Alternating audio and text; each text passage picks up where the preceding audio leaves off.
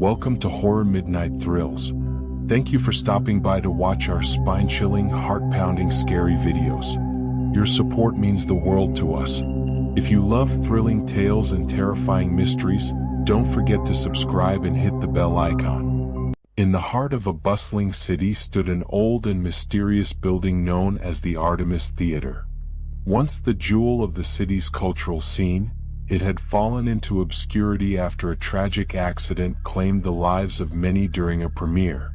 Since then, it was believed to be haunted by the spirits of those who perished that fateful night. Isabella, a passionate filmmaker with an eye for the unusual, became fascinated with the Artemis Theater and decided to create a documentary about its haunted past. She was accompanied by her loyal assistant, Mark, and a team of enthusiastic crew members. Alex, a talented cinematographer, and Grace, a sound engineer with a knack for capturing the eerie. The team arrived at the theater just before dusk.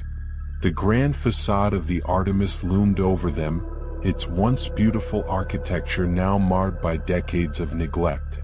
The massive oak doors creaked open as they stepped inside, the air thick with dust and a sense of foreboding. As they explored the lobby, they noticed old posters and photographs, remnants of a bygone era. The elaborate chandelier above them swayed gently, even though there was no breeze. Grace set up her equipment, capturing the unsettling silence that seemed to amplify every creak and groan of the ancient building.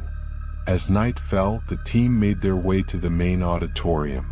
Rows of decaying seats faced the stage, where a grand piano stood covered in cobwebs.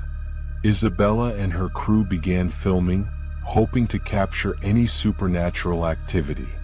The atmosphere grew increasingly oppressive, the air heavy with unspoken tension. Suddenly, a soft melody began to play from the piano, its keys moving on their own. The haunting tune echoed through the empty hall, sending shivers down their spines. Mark, always the skeptic, tried to dismiss it as a trick of the wind, but the team knew better. Determined to uncover the source of the music, they ventured backstage. The corridors were narrow and winding, lined with old costumes and props that seemed to come alive in the dim light. The whispers of long-forgotten actors and actresses seemed to follow them, growing louder with each step. They reached the dressing rooms, where mirrors covered in dust reflected their anxious faces. Alex's camera began to glitch, and Grace's audio equipment picked up faint, ghostly voices. As they investigated further, they discovered an old diary hidden in one of the drawers.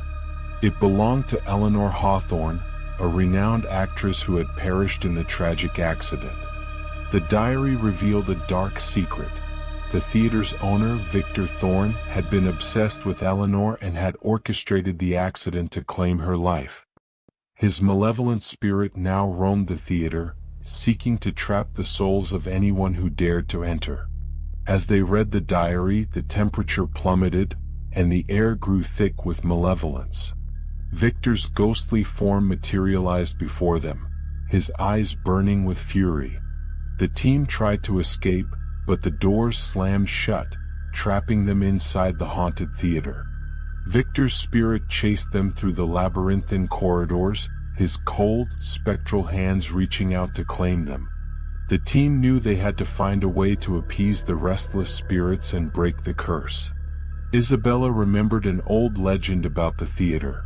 A performance of the play that was interrupted by the accident could put the spirits to rest. With trembling hands, they gathered the old scripts and costumes, and Isabella took the stage as Eleanor. Mark, Alex, and Grace played their parts, their voices echoing through the empty hall. As they performed, the spirits of the actors who had perished began to appear, their faces filled with sorrow and longing. Victor's ghost watched in silence, his anger slowly giving way to remorse. As the final act concluded, a sense of peace washed over the theater. The spirits began to fade, their whispers turning into a gentle, soothing hum. The temperature rose and the oppressive atmosphere lifted. The doors of the theater creaked open, and the team stepped outside, grateful to have survived the night. Isabella knew she had captured something extraordinary, a story that would captivate audiences and honor the memory of those who had been lost. The Artemis Theater stood silent once more, its dark history finally at rest. But the echoes of the past would forever linger, a reminder of the power of storytelling and the enduring legacy of those who had once graced its stage.